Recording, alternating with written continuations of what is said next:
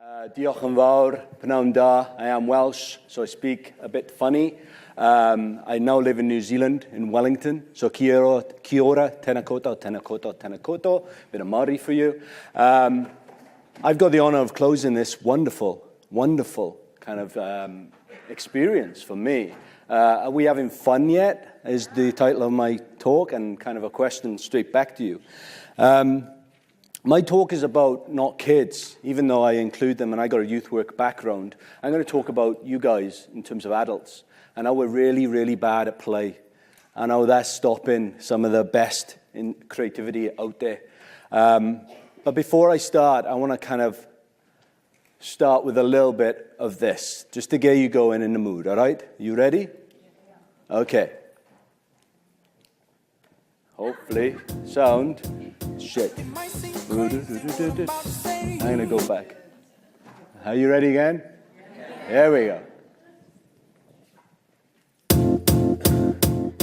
It might seem crazy what I'm about to say. Sunshine, she's here, you can take a break. I'm a hot air balloon that could go to space.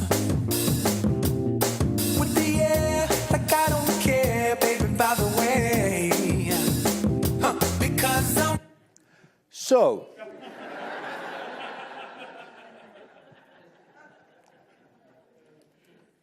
I was walking down a street in Wellington, a Cuba street. It's the main street. It's wonderful, very bohemian and chic, and it's buskers all over the place. Wellington is one of those places that actively encourages just people to be creative. It's great. You should visit. And there was a guy playing that tune, and he was rocking out, and he was getting into it. And in front of him was a little girl, a little toddler, about 2-3 years old. And as a 2-3-year-old toddler, she was kind of grooving in her own way, moving in a weird kind of only toddler way can, with a little bit of purpose, but also a bit unsteady. And as I watched and enjoyed the tune and also what I was watching, because it's great to watch kids just be in the element and remind us how to do that, right? Another mum came and walked and stood with another little toddler, about the same age, another girl. And you can see this toddler kind of looking at the girl, looking at the busker, looking at her mum, looking back, and just let her hand go, and started dancing with the other girl. And it was beautiful. It was one of those moments that really summed up creativity and the freedom that young people really remind us that we don't really tap into anymore.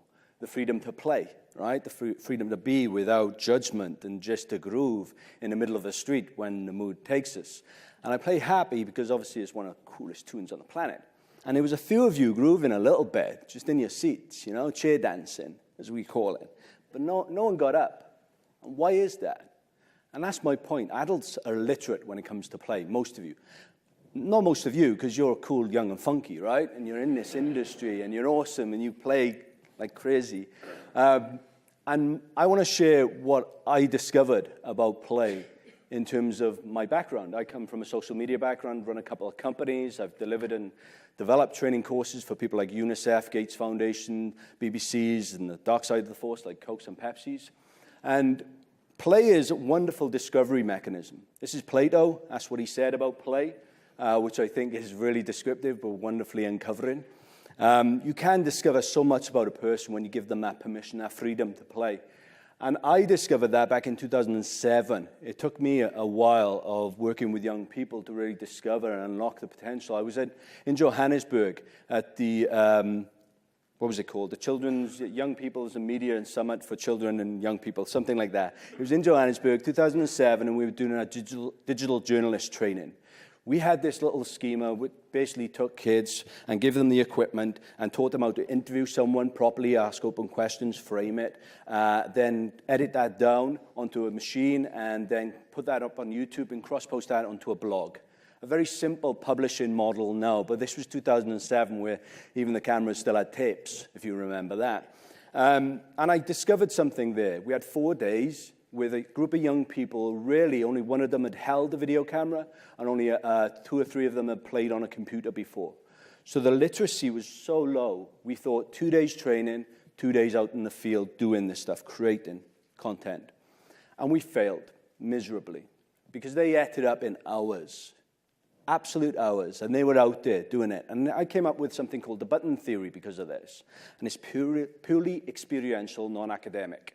And that is, if you give something with a button on it to a young person, they'll press it to see what it does. Whereas an adult will ask you what it does before they press it, which is cute as a statement, but it's so deep as a truth, okay?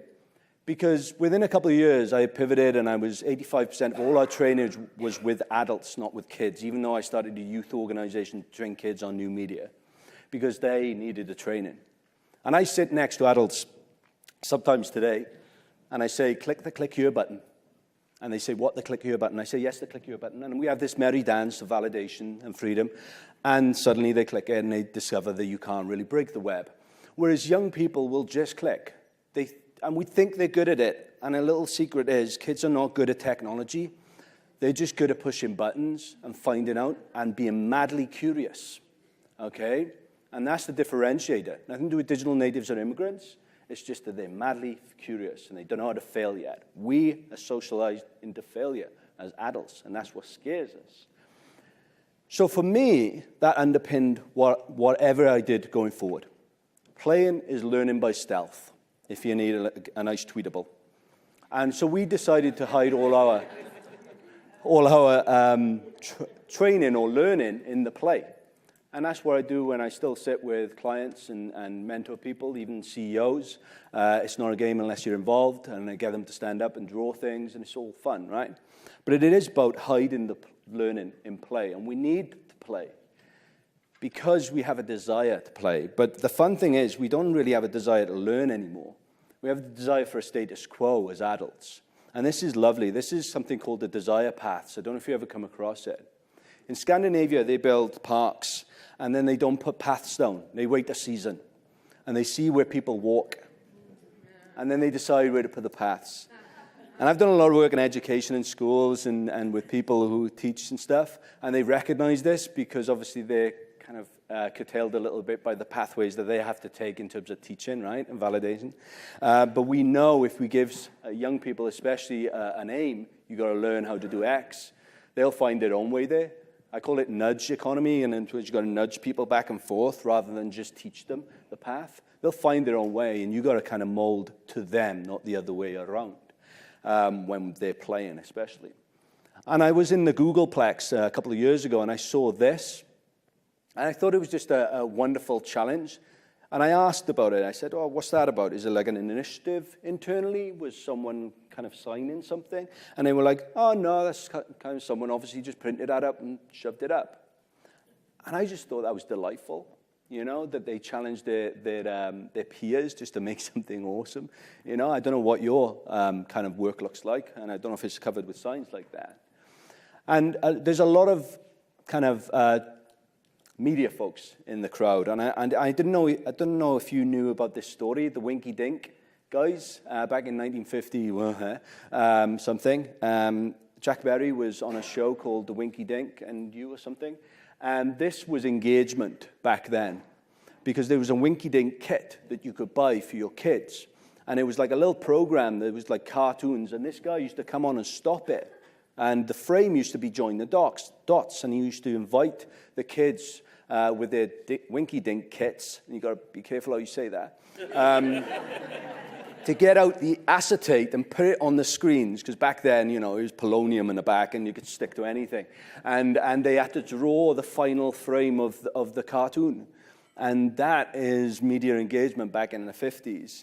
And now we have something called book track. Anybody use book track here?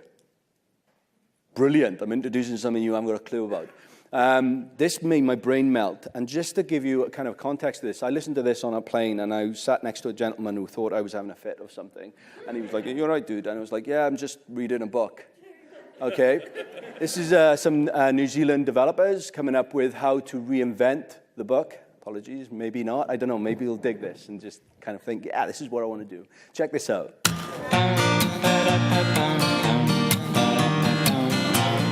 Nathan likes to read. Sometimes life gets in the way of a good read. Enter Book Track. By blending inspired sound design with great stories, BookTrack creates a totally high-def, immersive reading experience. Ambient audio, sound effects, and music are carefully synchronized, celebrating the imagery of the author's text and drawing you deeper into the story. BookTrack's breakthrough technology can sense your reading speed and automatically adjusts pacing of the audio tracks to match. Oh, sorry. It's okay. If you lose your place, all you have to do is double tap on any word and the audio will resync to the section you select. You can also control the audio layers to create your ideal sound mix. Each track can be turned off, lowered, or raised depending on your personal preference. It's like having a personal composer arranging the perfect movie-style soundtrack for your book. With BookTrack, reading isn't just words on a page. It's a truly sensory experience, making it easy for Nathan to get wrapped up in a good story. Good read? Reading never sounded so good. BookTrack. Hear the future of reading.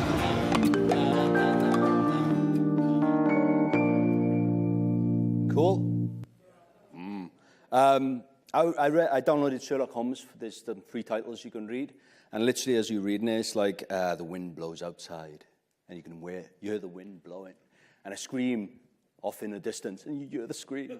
It's really trippy, and that's what I was like, whoa, about. And I love the multi-layered stuff, especially if you think about schools and playing around with the concepts of if this goes open source. Imagine like all the possibilities of creativity there, of getting a whole school to develop something like that. I know I find it delicious, hence the thing. And we talk about technology, right? And there's been some back and forth about kind of ideas around, is it good, is it bad, is it challenging? This is a tweet I kind of stumbled upon, really, literally a couple of weeks ago. If you send me an email, I'll send you the links. It's really cool. And obviously there's questions to be asked there. You know, this is the Night Watchman, Rembrandt, somewhere in Amsterdam. I can't remember the actual museum. But it asks a question, right? But what I loved was the follow-up. You ready for the follow-up? Look at this. And here's the follow-up to that. Someone obviously read the tweet. He was like, whoa, before you go, it was actually an app that they were going deeper into it and having a different experience and layering an experience. And those layers are so important that it make you ask other questions. Because we all have the toys, have access to the toys. And I mentioned before, I don't really subscribe to the digital natives, digital immigrants theory, only because we're in this world as well. We've got access to all the toys that young people have access to. It's not just theirs, right? We got that permission to go out and buy them and not tell anybody, right? Or Amazon it. And Charles Eames, one of the best designers on the planet, said that, which I just think is just delicious to write down and put it up on your desk and make you feel motivated, right? Because it is serious, this business of play, even to the point where Lego are getting involved, and I don't know if the Lego dude's still here. I don't know if you've seen seriousplay.com, you know? Lego are in the corporate training business now, using their Lego, thank you, using Lego as a means to develop ideas with their corporate partners and the executives. Which you can, because it's so accessible once you give adults permission to play again, right? You can make some money. But it's not just for the corporates. I don't know if you've seen anything like this. It's wonderful. This is a teacher marking her kids how much fun they have in the classroom. It's called the Fun Matrix. And there's an actual grid, and so she's worked it all out. This is legitimate. She'll grade kids on how much fun and how fun is recorded, how much laughter and stuff. So you can actually tweet MB Teach. She's a teacher here in the United States, so please check her out. But again, it's not just for schools. It's for countries. There's a big play agenda happening across cities, but not just cities at the moment, but there's also countrywide discussions. This is Stephen Keel. He did a TED Talk, I think, about 18 months ago in Bulgaria, trying to advocate that Bulgaria, literally the country, needs a play policy. And he goes into the economics of why that is important. And he doesn't really mention young people in it. This is about an economic discussion, you know? And usually has to do with adults. And this, again, Cuba Street, God bless you, in Wellington. I was walking behind these two. And I took the photo just because I thought, I got to capture that. Because some people are getting it right. Some people are just obviously having so much fun playing with their kids doing it. You can imagine he had fun, but you can imagine someone else had a lot more fun with him, right? Doing that. And I want to throw a couple of quotes, kind of just to seed your brain a little bit. Paula Poundstone, I think. Sylvia Poundstone, I can't remember. You'll probably, thank you, sir. Paula Poundstone. I don't know if you've heard this quote. She said, "Why do adults ask kids what they want to be when they grow up? It's because they're looking for ideas." She's a comic, so that's what she says. And that's Alan Watts, and he said, "We have lost our sense of wonder as adults," you know? So the madly curious young people ingrained in, are we kind of echoing that? We're allowed to. I'm trying to give you permission to be. And the last couple of slides is kind of just cute little stories that hopefully will open up your brain. I think there's a couple of Hasbro folks here.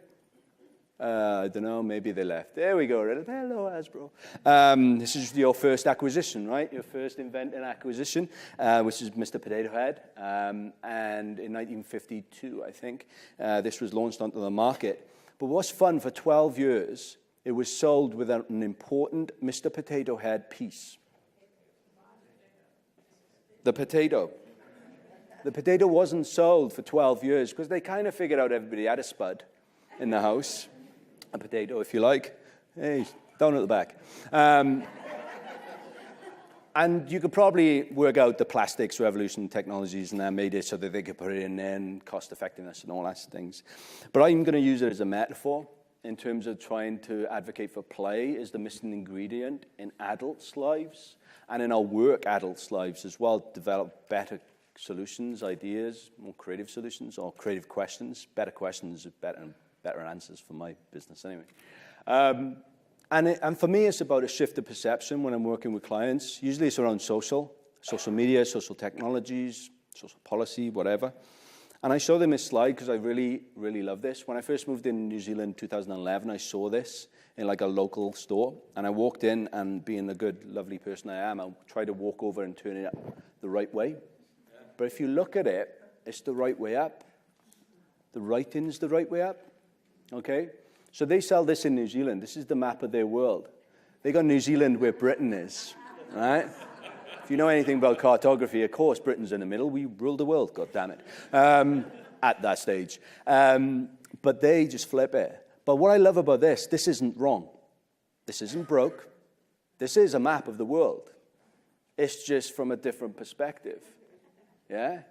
And there's so many things that we can approach in life just by doing that, you know? I just love it as a matter. I just think it's brilliant. And I did buy it.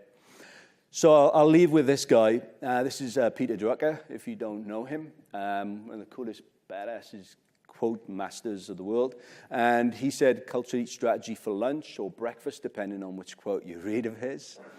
And it is a cultural shift we have to make, especially in our organizations and our businesses. Like, why are we still writing reports when you can do infographics nowadays? You know, and you can and play around with visuals and things, or interpretive dance, who knows. And dance brings us neatly back. I was very lucky last week to be up in Whistler in Canada at TED Active. I run TEDx Wellington, so I'm kind of part of this community, this TED community. And in TED Active, it's kind of a satellite TED conference. TED happens, big TED as we call it, happens all big talks. And TED Active is another event where 700 people attend. And we get the live stream of the talks live. But obviously people don't talk there, it's just a live stream. And we're all TEDx organizers from around the world.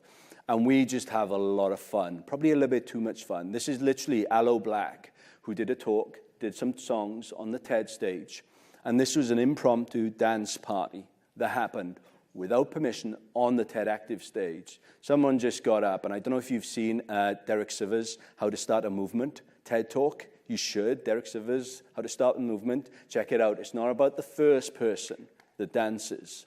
It's about the second person that dances that causes a movement, right? Because the second person is the tipping point for a crowd. The third person is just crazy, you know, and just want to be part of the craziness, right? And then the fourth is just your sheep. So, with that in mind, Bernie talked right at the beginning about all players invitational, whether it be internal or part of a group. I want to invite you now. I'm going to play Happy again, and I want you all to dance with me. I'm a crap dancer, so don't leave me in a lurch here. And this is giving you permission to play however you want to. Maybe use chair dance. I don't know. Maybe that's how you roll. Maybe you want to come up here and join me. I don't know. But I'm going to play that. I love that people are getting ready. They're putting their laptops down. They're straightening their shirts. They're doing some stretching. It's like, yeah, I'm going to do this. Okay. I think there's something's going to happen. Are we ready? Okay. Here we go. It might seem crazy what I'm about to say. Woo! Sunshine, she's here. You can take her Louder! I'm a hot air balloon that could go to space. With the air, like I don't care, baby, by the way. Because I'm happy. I'm alone if you feel like a room without a roof. Because I'm happy. I'm alone if you feel like happiness is the truth. Because I'm happy. I'm alone if you know what happiness is to you. Because I'm happy. I'm alone if you feel like that's what you want to do. Here come bad news, talking this and that. Well, give me all you got and don't hold it back. Well, I should probably warn you, I'll be just fine. No offense to you, don't waste your time. Here's why. Because I'm happy. Clap along if you feel like a room without a roof. Because I'm happy. Clap along if you feel like happiness is the truth. Because I'm happy. Clap along if you know what happiness is to you. Because I'm happy. Clap along if you feel like that's what you want to do. Thank you! That's amazing.